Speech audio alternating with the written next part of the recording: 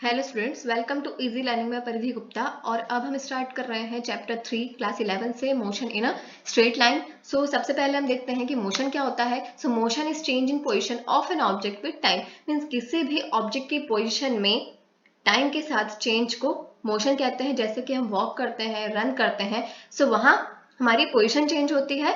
So that means कि वहां motion है। इसके बाद हम बात करते हैं रेक्टिलिनियर मोशन की।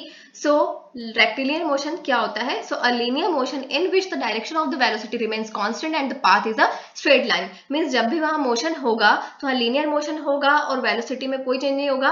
वेलोसिटी की डायरेक्शन कांस्टेंट रहेगी और पाथ भी स्ट्रेट होगा। उसे रेक्टिलिनियर मोशन कहते हैं। जैसे कि हम एग्जांपल के लिए देखते हैं। सो जैसे कि स्ट्रेट रोड पे कार मूव कर रही है, सो वहां पे ये रेक्टिलिनियर मोशन है। उसके बाद अगर हम बात करते हैं तो एक ट्री से कोई फ्रूट अगर गिर रहा है, सो वहां पे भी रेक्टिलिनियर मोशन होगा, बिकॉज ऑफ वहां पे स्ट्रेट मोशन है कि स्ट्रेट लाइन में मोशन हो रहा है। ओके, सो अब हम बात करते हैं कुछ डेफिनेशंस की, जिसमें हम सबसे पहले बात करते हैं डिस्टेंस की। So the length of the actual path traverse by an object is called the distance. Means कि किसी भी ऑब्जेक्ट के द्वारा एक्चुअल पाथ में तय की गई लेंथ को डिस्टेंस कहते हैं। ये स्केलर क्वांटिटी है, दैट मीन्स कि ये डायरेक्शन पे डिपेंड नहीं करती है, इसकी कोई डायरेक्शन नहीं होती है और ये कभी भी जीरो या नेगेटिव नहीं हो सकती है जब भी ऑब्जेक्ट का मोशन हो रहा हो, और उसकी यूनिट मीटर होती है। ओके, सो अब हम बात करते हैं डिस्प्लेसमेंट की। So the shortest distance between the initial and final positions of any object during motion is called displacement. Means किसी भी ऑब्जेक्ट की मोशन के दौरान इनिशियल और फाइनल पोजिशन के बीच की शॉर्टेस्ट डिस्टेंस को डिस्प्लेसमेंट कहते हैं। और डिस्प्लेसमेंट एक वेक्टर क्वांटिटी होती है। मीन्स कि ये डायरेक्शन पे डिपेंड करती है, इसकी डायरेक्शन होती है और ये पॉजिटिव, नेगेटिव और जीरो भी हो सकती है और इसकी यूनिट मीटर होती है। ओके, अब हम बात करते हैं स्पीड की। So speed is the time rate of change of position of the object in any direction is called speed of the object. और स्पीड का अगर हम फॉर्मूला देखें तो होता है distance travelled upon time taken. Means in simple terms we can say that speed is the distance traveled with respect to time is called speed। और इसकी यूनिट होती है मीटर पर सेकेंड और ये एक स्केलर क्वांटिटी होती है। मीन्स कि ये डायरेक्शन पे डिपेंड नहीं करती है। इसके बाद हम बात करते हैं फ्रेम ऑफ रेफरेंस की। सो फ्रेम ऑफ रेफरेंस, यहाँ पे हमें एक फिगर दिया हुआ है जिसमें O पॉइंट एक दिया हुआ है जो कि ओरिजिन है। ओके, सो यहाँ पे हमें जब कोई भी ऑब्जेक्ट की पोजीशन चेंज होती है तो वहां हमें फ्रेम ऑफ रेफरेंस की जरूरत पड़ती है। मीन्स रेफरेंस पॉइंट वहां पे रिक्वायर्ड होता है। सो अगर यहाँ फिगर को देखें, सो फिगर में जो पॉइंट O है वो ओरिजिन है, मीन्स रेफरेंस पॉइंट है। अगर हम यहाँ पे देखते हैं इसे एक एग्जाम्पल से, सो सपोज हम किसी मूविंग कार में बैठे हुए हैं। सो मूविंग कार में बैठे हुए हमें बाहर की चीजें ऐसा लगेगा कि वो सभी चीजें मूव कर रही है, मीन्स वो पीछे की तरफ मूव कर रही है।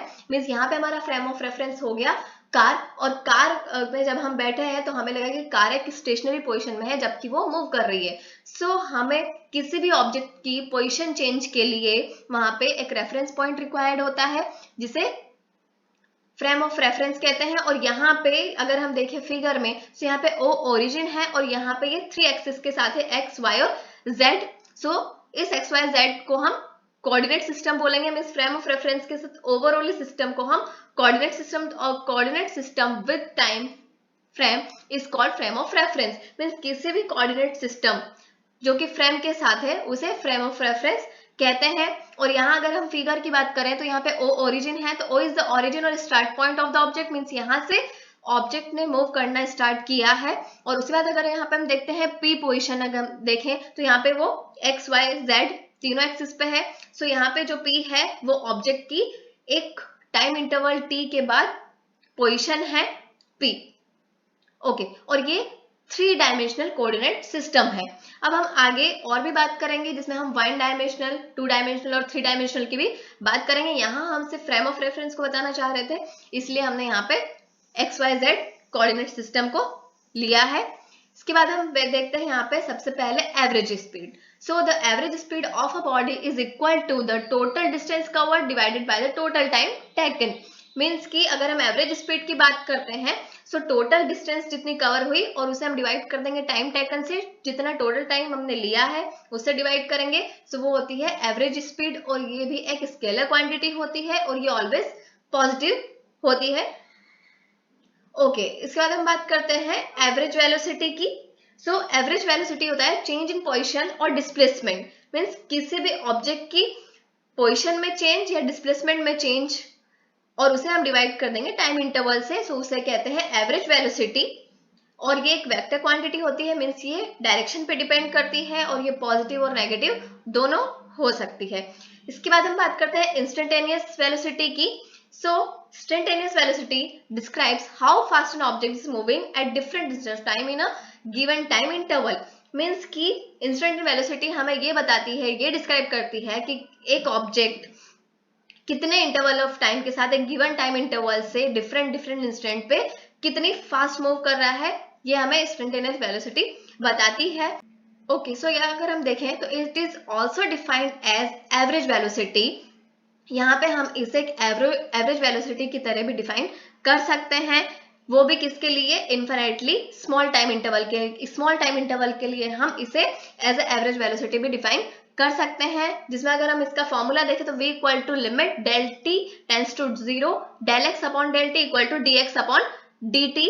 सो यहाँ पे अगर हम देखें लिमिट की बात अगर करते हैं, so here limit is taking operation of taking limit with time tending towards 0 और इन्फिनिटली स्मॉल, मींस कि ये यहाँ पे अगर हम लिमिट की बात करें, सो यहाँ पे जो टाइम जो है उसकी लिमिट 0 की तरफ बढ़ेगी, या 0 की तरफ वो टेंड होगी, या फिर इन्फिनिटली स्मॉल होगी, या 0 की तरफ टेंडिंग होगी, टेंडिंग टुवर्ड्स 0 और इन्फिनिटली स्मॉल। ओके, इसके बाद हम बात करते हैं इंस्टेंटेनियस स्पीड की। So instantaneous speed is the magnitude of velocity, ये वेलोसिटी का मैग्नीट्यूड होता है, और instantaneous speed at an instant is equal to the magnitude of the instantaneous velocity at that instant, means इस इंस्टेंट पे instantaneous speed equal होगी instantaneous velocity के magnitude के इक्वल होती है। सो इसे कहते हैं इंस्टेंटेनियस स्पीड। हम आगे अब और भी कुछ डेफिनेशंस देखेंगे, और हम पोजीशन टाइम ग्राफ भी देखेंगे, और डिस्टेंस टाइम ग्राफ को भी हम देखेंगे नेक्स्ट लेक्चर में। सो ये लेक्चर हमारा यहीं खत्म होता है। Thank you and thanks for watching.